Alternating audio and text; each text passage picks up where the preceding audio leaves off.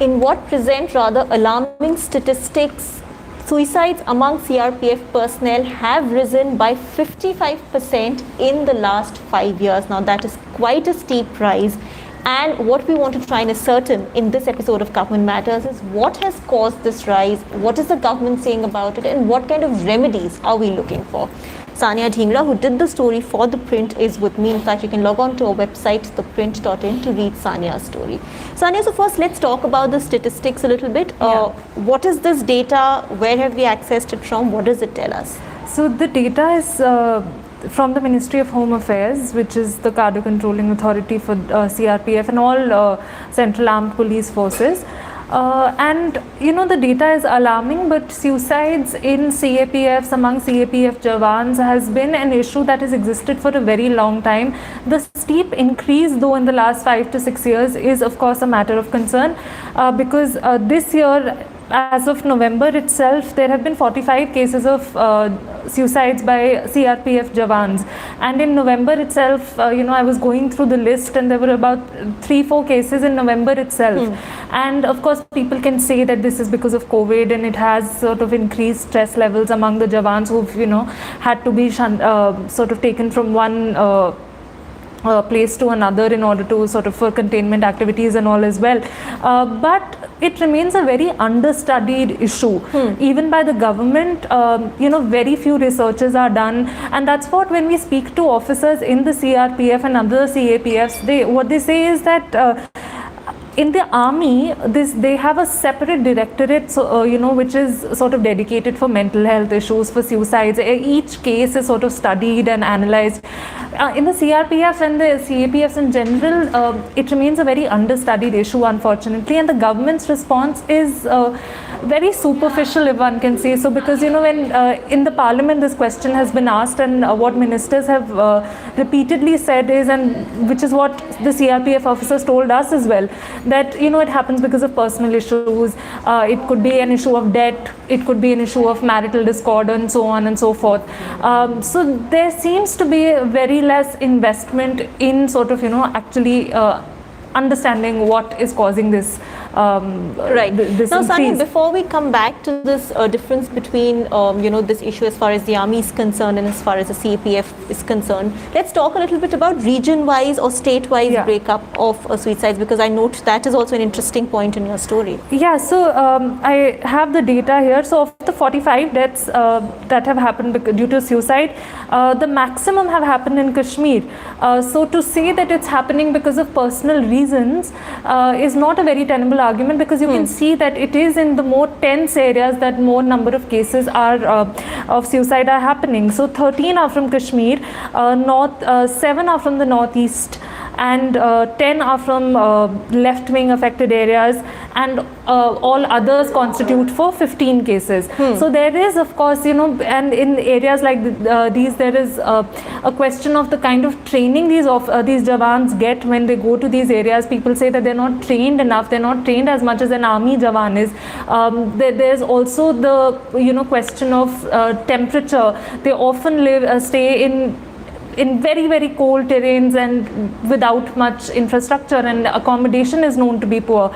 So all these reasons really contribute to the stress levels, and it cannot be dismissed really just as personal problems. Right. So, you know, when we talk about stress levels or the kind of hardship that personnel go through, it's also true for people in the army, for those in the you know, those posted in the army, particularly posted in difficult areas and difficult terrains.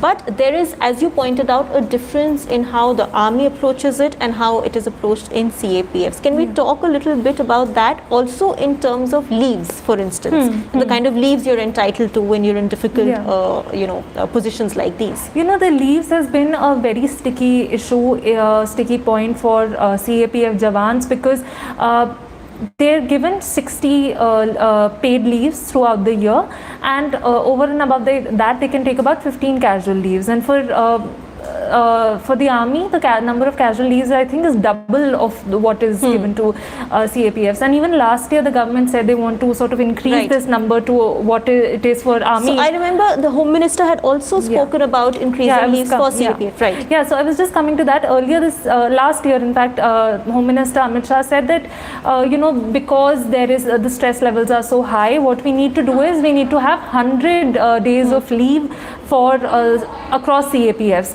But it's been almost a year and the proposal has not been implemented yet. We don't know if it's sort of in progress or is being scrutinized.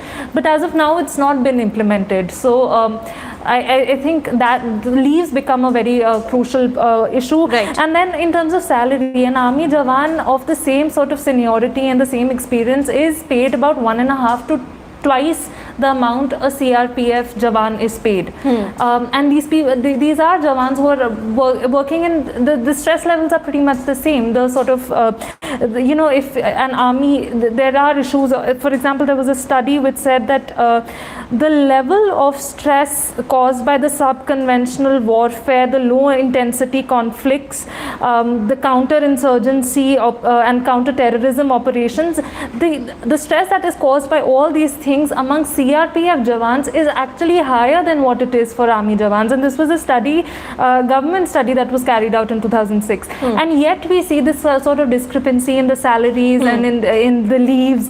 The housing satisfaction, I was reading in the same study among CRPF and CAPF jawans is about less than 13 to 14%. So less than 13% of your jawans are actually satisfied with the accommodation that they are given. Right. So of course all these are reasons that contribute to someone taking such an extreme step. Right. So a series of things coming together to sort of push perhaps these personnel towards the edge. All right. So I'll take this question from Dev Verma. A large percentage is from JNK, which was not so in the last 2 years.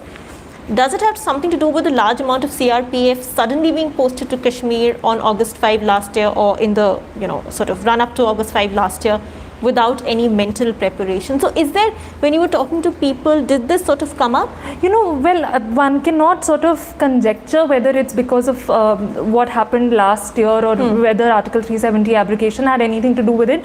But, the mental preparedness that this viewer talked about, that of course is a reason, and training is a big reason. An army jawan goes through a lot. Their training is a lot more exhaustive than what a CRPF officer goes through. So a jawan goes through. So a CRPF jawan can basically, they're often taken from the northeast and just asked and deployed in Kashmir without adequate training, without or preparation. any training, let alone adequate training. For army jawans, there is an entire cell in the Home Ministry which looks after what happens to their welfare after they retire.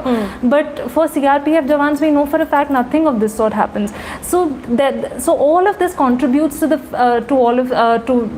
extremely high stress levels.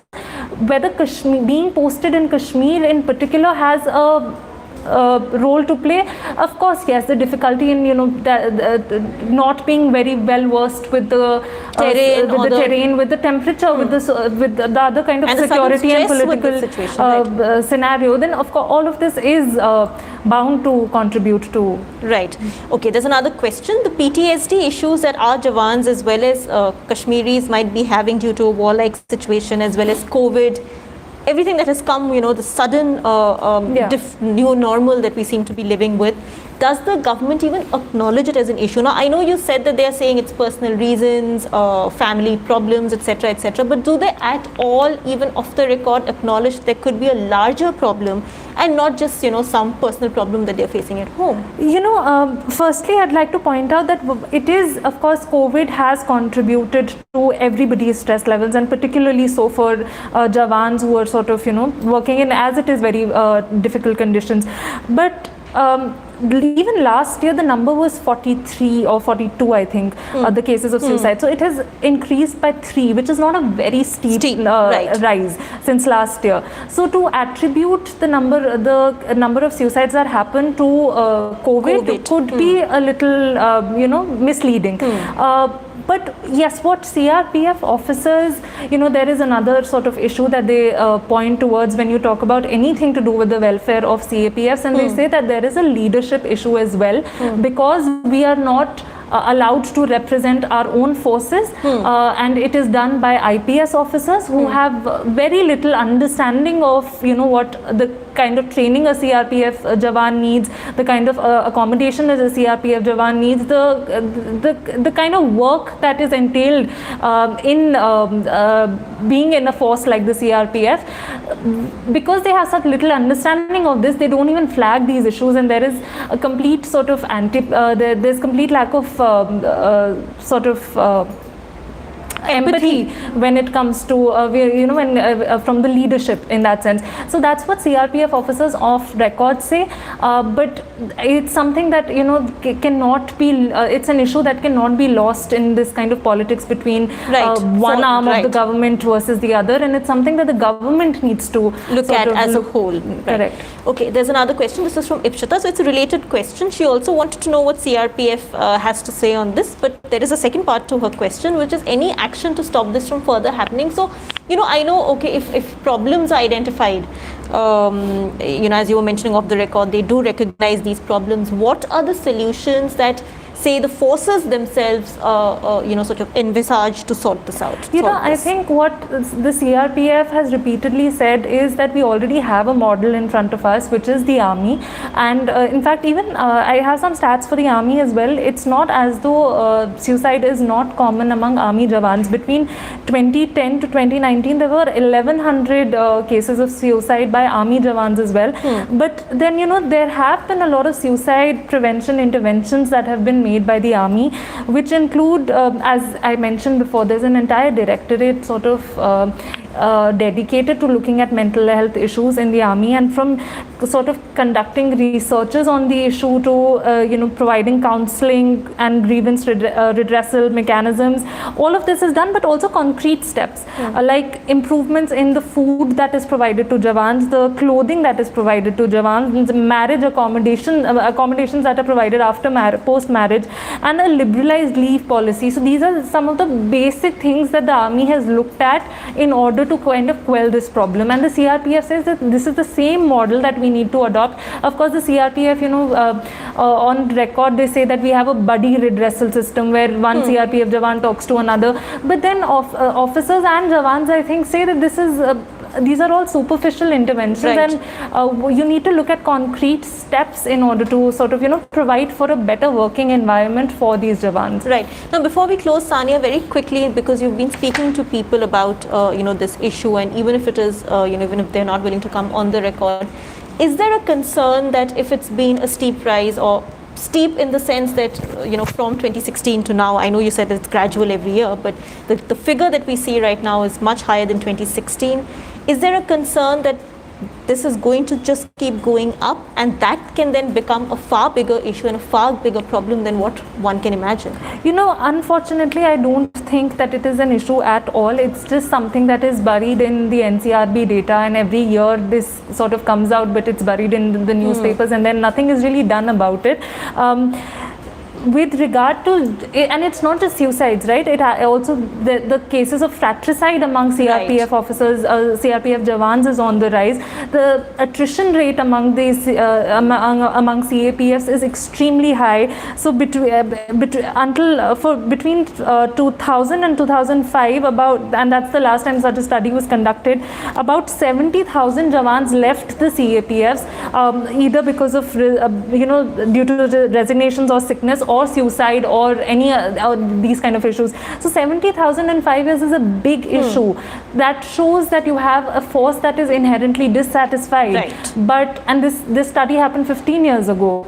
and yet nothing is done about it. So I'm afraid it's very unfortunate, but from the government's side at least, it doesn't seem like it's a burning or pressing issue at all on their agenda. Right. Well, as Sania pointed out, unfortunate indeed, unfortunate and alarming both, because this clearly, as she said, shows that the force is inherently unhappy. There is inherent resentment, and that is something that needs to be addressed at the core instead of these superficial sort of reasons or superficial ways of approaching it. Thank you for watching Government Matters. In fact, on the description given below on our YouTube channel, you'll find the link to Sania's story. So do click on that and go and read her story as well.